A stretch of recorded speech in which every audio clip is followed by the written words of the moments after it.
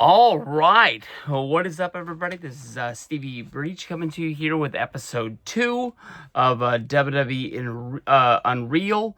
Episode 2 was entitled Push. I got a little bit of an answer as that show ended. I looked at the first credit that came up. It said executive producer was Peyton Manning.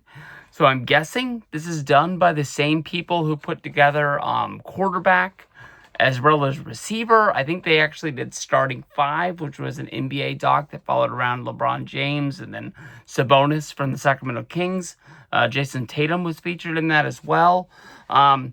Pretty damn smart for Peyton Manning. I'm sure that he wasn't going to these shows, putting himself out there. I don't ever think I've ever seen Peyton Manning at a WWE show, but for his production company to be going out and be, covering WWE, he's hitching his horse to a winning wagon. But episode 2, I mean, honestly, just as good. It wasn't as packed and as shocking as episode 1. We sort of can see the path that we're going. This episode featured Saturday night's main event that made its return. I believe that was in February, if I'm counting it right, and then the Royal Rumble. Saturday night's main event had to have been in January because I believe the Royal Rumble was on February 1st or February 2nd this year. So we're still in there. We're working our way through it. But this was entitled Push. And right off the bat, the very beginning of the episode, Jey Uso is in a car. He's trying to get into an arena to park his car. He's driving, and the production team is shooting the show, is sitting with him, and he's trying to get through clearance through security. And they don't know who Jey Uso is. The guy is looking at his phone, and he's basically saying that he's looking for Mark Henry. He's looking for Tully Blanchard. I can't remember who the other name is. And Jey Uso has to basically say that Mark Henry is in the car behind him that just pulled up. And the guy goes, "That guy will vouch for you." And it's crazy. You don't know who Jey Uso is? The guy's wearing his gimmick glasses in his car while he's driving. And when the guy goes to ask Mark Henry if he's Jey Uso and he can go in, Uso just drives through. He's just like, forget it. I'm behind. I got to catch up. I don't have time for this business. But goes to Cody Rhodes and his one-ups. They're telling the story of Cody Rhodes at WrestleMania 40. I honestly think that WrestleMania 40 is one of the greatest WrestleManias of all time, mainly because of the story. I remember I still to this day have not seen WrestleMania 39. We went to LA for the week, so we were actually in the city.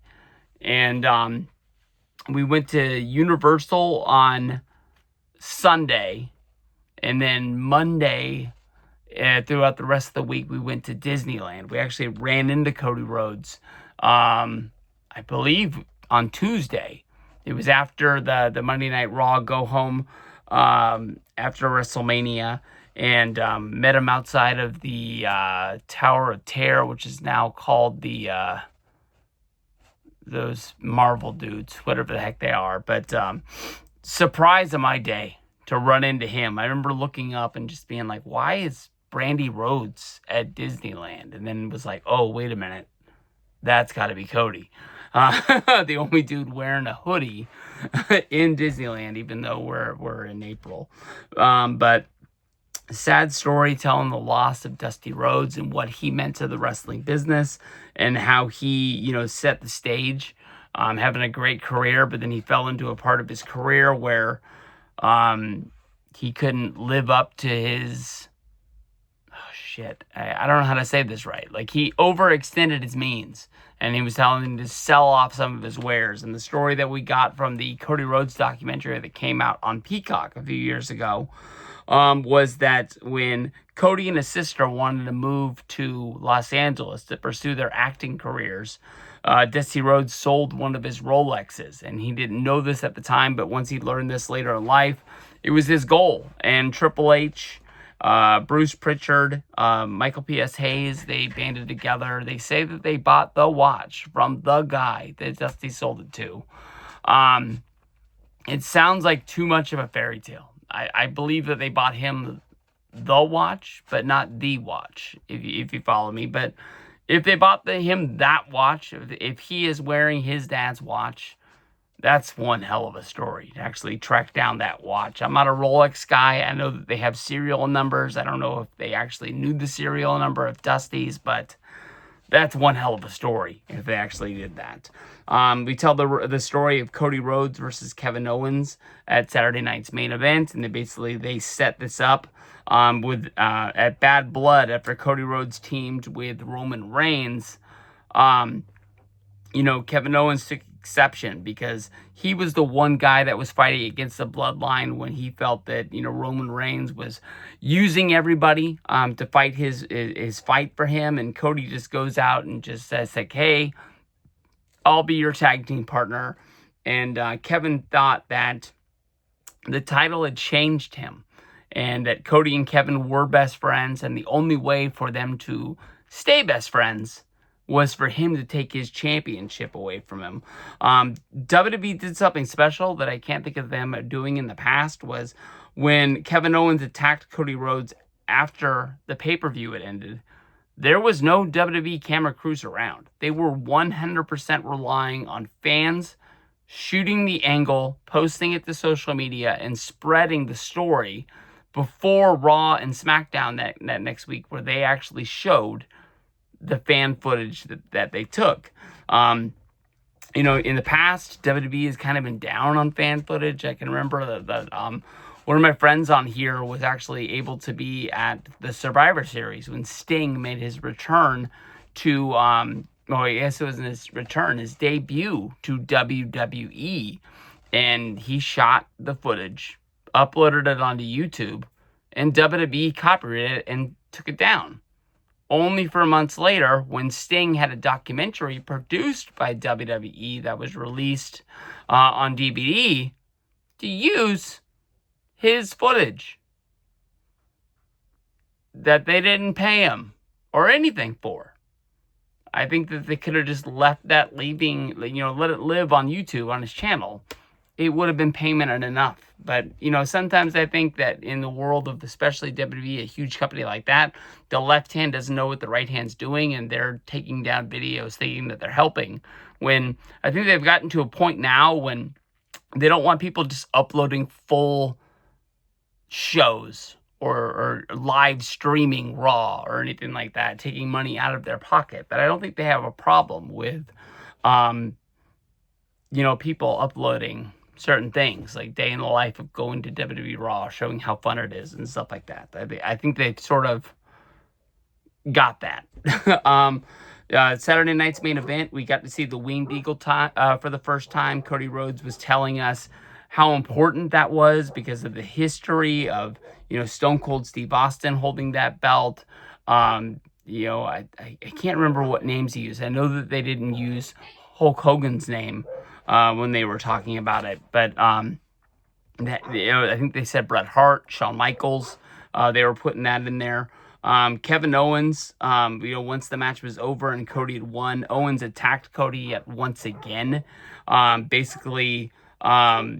leaving Cody laying in the middle of the ring because they were setting up the ladder match for the Royal Rumble. So Kevin Owens had to steal the Winged Eagle title and walk away saying that he was the real champion. But as Kevin Owens was walking up the aisle, Triple H came out as like a head of WWE guy to check on Cody. But when he walked through the curtain, he basically walked right into Kevin Owens and couldn't basically just make it look like he just walked by him. So they had to create a stir of like Owens and Triple H like bumping each other and sort of like, getting to almost a brouhaha, which like Triple H has said that he's not going to wrestle. He's not going to fight anymore. But to improvise that on the fly was pretty damn cool because like Triple H as a character, as a wrestler, as a person, he still has to have that fire within him that he knows that like he doesn't have the best heart in the world, and that's why he's put it on the shelf and he's moved on to this part of his career. But when he sees somebody like doing something wrong, that he's probably gonna want to be standing up for himself. We talked to Jey Uso. It's Jey and Jimmy at a bowling alley with their son, kind of killing some time, talking about the wrestling business. Talking about, Jey kind of going off by himself.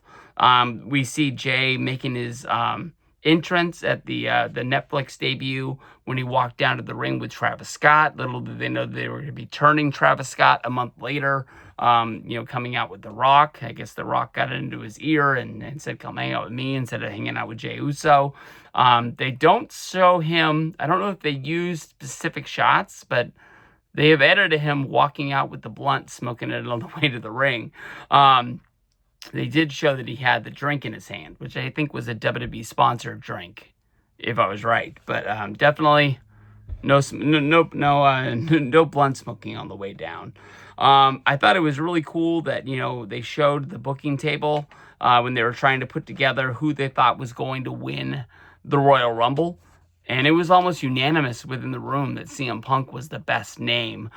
There was one guy that put up a fight for John Cena, saying that this is the last year he's going to be in WWE. When people think of John Cena and his last year in WWE, you'd be kind of like writing the story that he won the Royal Rumble, which got him to WrestleMania, which kind of like set the table for why he was coming back and why he wanted to have his last year of his career, wrestling. He's not wanting to go out and wrestle Kamala Hayes, Austin Theory. He's not wanting to put over the guys of tomorrow. He's trying to end his storybook Hall of Fame career being on top, which I think is the storyline that we're getting. We're only getting it as a heel, where he wants stiffer competition to raise him on the Mount Rushmore of wrestlers in WWE. Michael P.S. Hayes, the fabulous Freebird himself, was the one person that spoke up, saying that Jey Uso feels like he is the guy that has the it factor right now, and that's kind of like hard to put this thing around. Triple H have been talking about that, about like how you can feel who has the passion of the crowd as of right now, like who's holding that. And that kind of struck a chord with him because at Raw, Triple H pulled Jey Uso aside and said that he was ready to strap a rocket to his ass and push him to the moon. And Jey said that he was ready to take the ball and run with it. But he said that like last year he was in the Rumble, he did 55 minutes. He was kind of the Iron Man of the whole deal, but by the end he was eliminated. He was winded and he was ready to go. He was ready to be eliminated from the match. So he knew that he had to like step it up and be ready to roll because, like as Triple H put it, like you go into a big match, you get a big win, you got to go out and you got to celebrate that win. And if you've got nothing left in the tank, the fans get nothing out of it. So I think they're foreshadowing that. We had a Roman Reigns cameo, still not a full appearance, but we saw him hanging out with Jey Uso in the back the day of the Royal Rumble. We saw John Cena having a day with a whole bunch of Make-A-Wish kids, talking to them about him being their favorite wrestler, and him trying to have a conversation with them, like asking like who else they liked, who else was in the top 5. I thought it was cool that even the Make-A-Wish kid who said that they like CM Punk, that he was in his top 5, and like Cena talked about their frenemies, their conflicting friendship, how they're on the same page right now, but they don't always see eye to eye, is what it goes down with. During the Royal Rumble, we see Cody versus Kevin Owens in the ladder match. That's the match that I talked about today. I thought that Kevin Owens died in that match. I still don't understand the finish of that. I don't understand why Sami Zayn was out there if he never got involved with the match. I thought that there was an injury, and that's why they just sent Cody to go get the belt to end it and put it out of its misery. We see in the back Kevin Owens sitting down, waiting to go to medical. He's got the dried blood on his face, but he seems there. He seems good, and he doesn't say that he has an injury. And then we see a cutaway to Cody Rhodes saying that, yes, he is hurt. Yes, he does have pain, but his neck, his spine, and he doesn't have a concussion. So he calls that, at the end of the day, having a good day. And he's ready to go on and carry the ball to the next. We go to the Royal Rumble, where this was put in as a clip a few weeks on Raw, and I said that I was not really looking forward to the show anymore. I thought this show was going to stink. But we see the whole deal with Tozawa being taken out by Carmelo Hayes, replaced by Speed. We don't need to say a whole bunch about this, but Speed acts surprised, runs down to the ring. I think he eliminates 2 dudes before being speared and eliminated by Braun Breaker. And that's the end of that. We go to a Roman Reigns entrance where he comes down. He eliminates The Miz. He eliminates Sheamus. He eliminates Joe Henry. He gets hit by a spear from Braun Breaker, but then he eliminates Braun Breaker himself. And then we see Cena coming out for his turn to join the Rumble. We go through a montage of the Royal Rumble itself. Everybody knows where we're going to end up. But they kind of really highlight once it gets down to the final 6, which is CM Punk, Seth Rollins, Logan Paul, Jey Uso, Roman Reigns, and John Cena. We have a spot where Seth Rollins and Roman Reigns are both eliminated by CM Punk, but it is CM Punk is like noticing that he eliminated 2 of the big favorites in the Rumble itself. He gets eliminated by Logan Paul. Once all on the outside, these 3 guys notice how close they are to each other, and a brawl ensues where basically we see the curb stomp to Roman Reigns. We see a fight with CM Punk. We see another curb stomp on top of the stairs to Roman Reigns to take him out for a few weeks from Monday Night Raw. And we're left with Jey Uso and John Cena fighting inside of the Rumble to find out who's going to win this thing. At one point, Cena picks up Jey Uso for an AA, but Uso is able to slip out the back into the ring, and he just straight shoves John Cena, eliminating himself in the Royal Rumble. And right away, you see the fans into this, and Triple H knows he picked a winner. This is not going to go down as a dud. I remember when this first happened, I was one of the very few people who came on YouTube and made a prediction and basically said that Jey Uso was going to win the Royal Rumble. I just felt it from everything they were doing on Raw, where he was just coming out and like yeeting, not saying anything other than just yeeting, and having Travis Scott with him, and just going through the motions.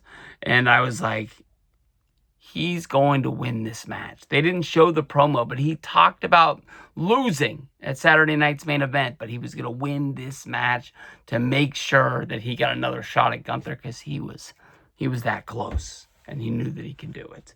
But we go to the back where Cena goes into the press conference, immediately announces himself for the Elimination Chamber. Doesn't have time to go to Raw because I think he was shooting a movie at the time. So he just put himself in there, and Triple H said, hey, you've done enough in this huge career for WWE. If you want to be in the chamber, you got a spot in the chamber. So that's what we're going to be setting up for. As this episode ended and we rolled over to the 3rd one, before I get pause it, I see that it's going to start with Bianca Belair. So I don't know if we're going to start picking up the women's storyline again, covering Rhea Ripley leading to Io Sky, as well as leading to the Bianca Belair 3-way at WrestleMania. But that looks like it's going to be a big part of episode 3.